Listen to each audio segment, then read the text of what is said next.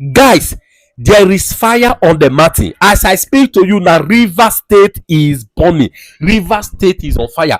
Guys, listen, I've said it before now. The Bible says pride go before a fall. Wike want to use his greediness, his imbecility, his pride. He is pride. He want to use it to set the state and, if possible, the country ablaze.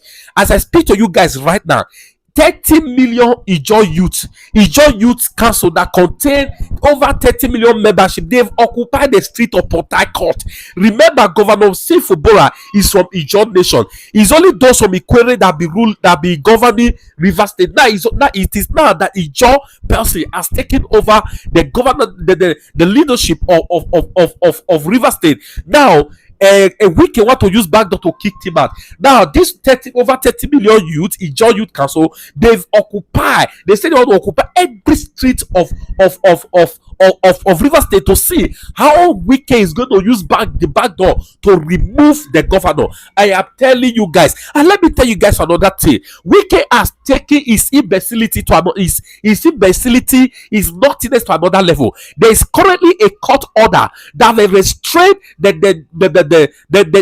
department, the lawmakers who are loyal to Wike. They have restrained them not to do anything stupid, to enter the River State Assembly. But guess what? They disobeyed the court order. Now, as I speak to you, River State House of Assembly is going down right now. As I speak to you, as you can see in the video, they are currently demolishing the building. The building is going down. Now, this is a building that was built by billions of money, of taxpayers' money. Guys, Wike, I don't want to talk too much. That please, you've got to just watch this video right now. Like this video, share it to the platform you belong.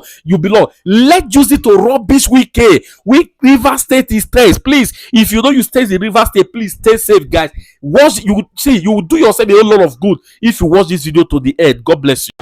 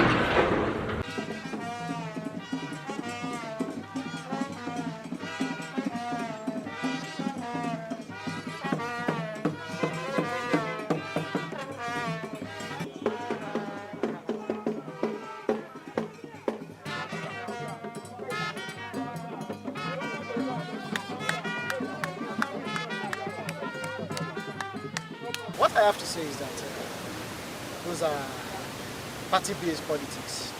And in as much as River State is concerned, we know that River State is a PDP state. And the governor is from the PDP extraction. And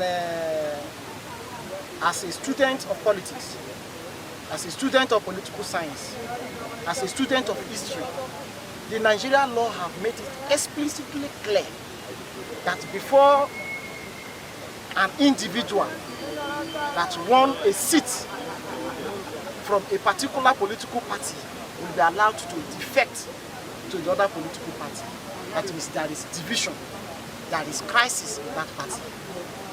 And in as much as we know, there is no division in PDP. So I don't think they know what they are doing. It is left for the Right Honorable Speaker, Right Honorable Edison, to do the needful by declaring their seat vacant. because they have taken the wrong step.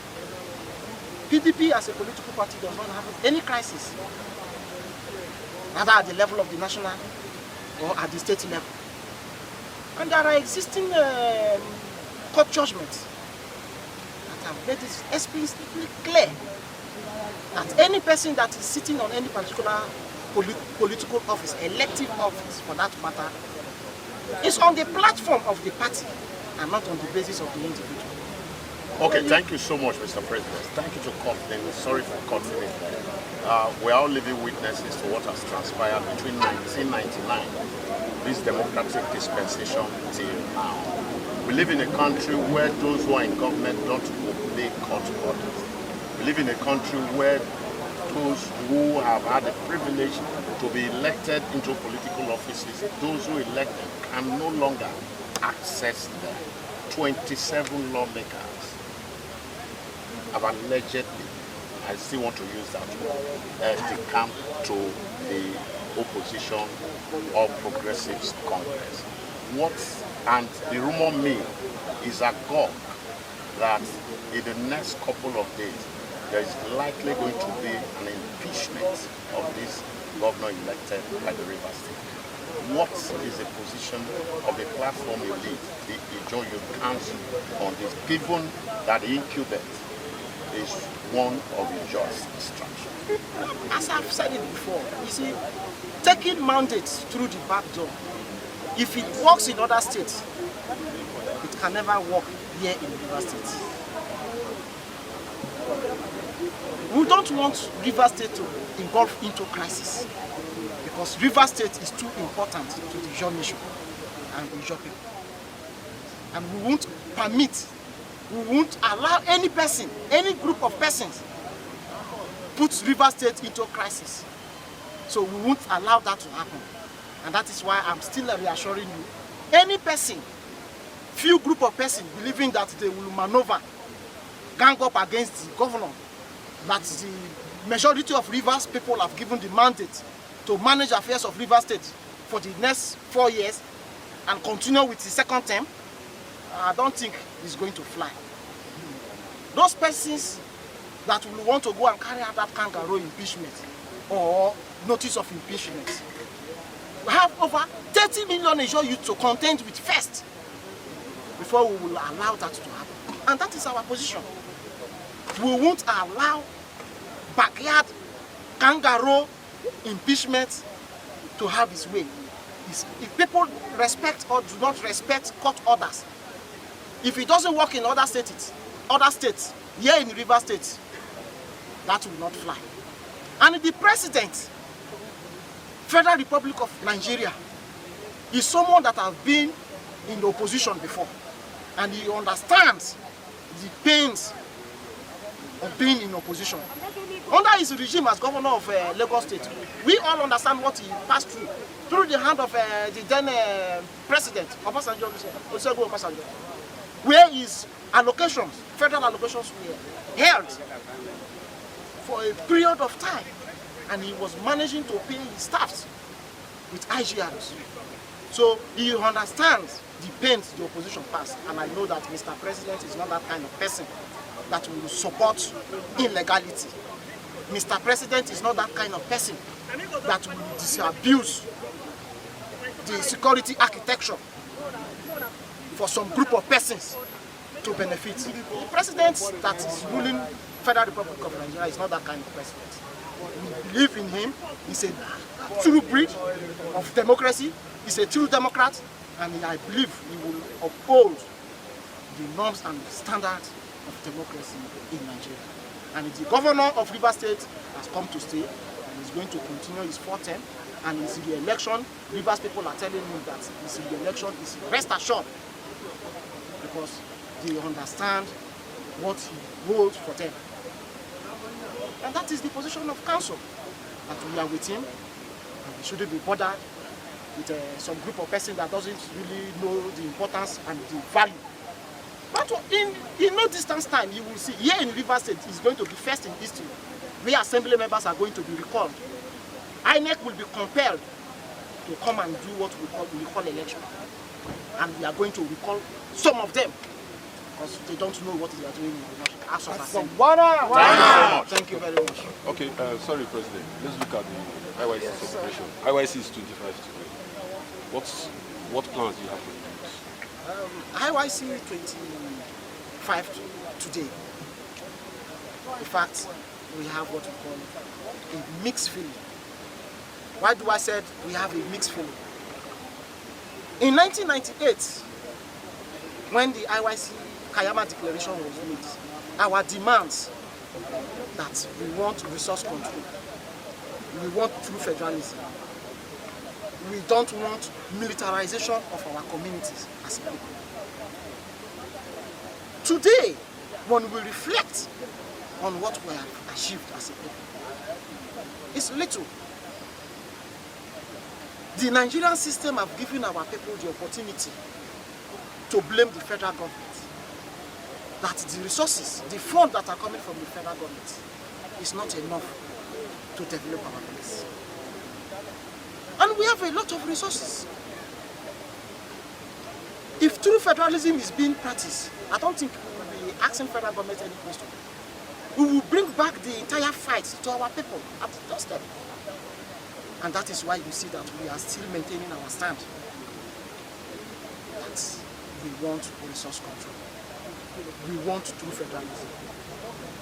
Because the suffering our people are passing through as a result of this oil and gas industry that is paramount in our environment is highly alarming. Pray that 25 years upward we achieve another milestone under my leadership. In the next 3 years, we believe some of our demands have been made.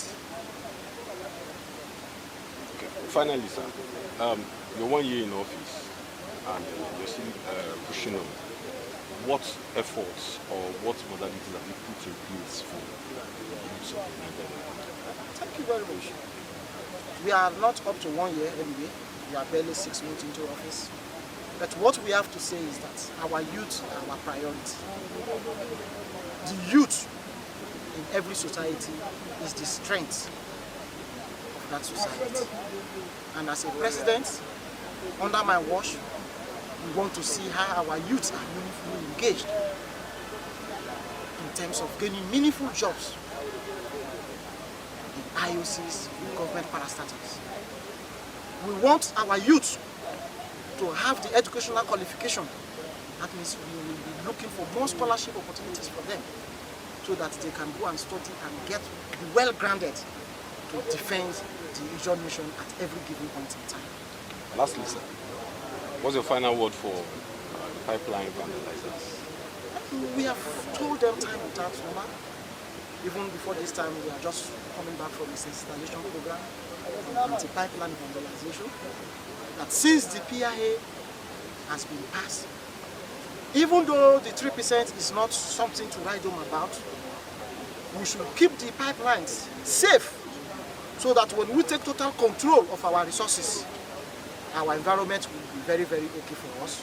The pipelines and the oil and gas facilities are going to be in safe land, and we will hand over everything health and health so that we won't be investing too much money in repairing those pipelines. And that is why you see that we are engaging and we are concentrating more. Okay,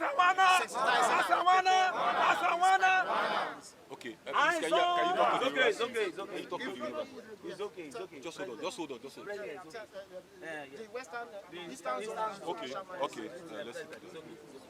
Please, can we do your name? My name is Comrade Florence Ruben Jaja, the IYC woman leader worldwide. Okay, so far, IYC is 25 to go. How has it been? How have you carried women in IYC? Well, I would say IYC is 25 and we're barely 6 months in the office. And as the IYC woman leader, I know in my little capacity, I've been able to impart to the lives of some women in the Ijaw nation by reaching out to them and also carrying out some mini programs in hospitals and the rest.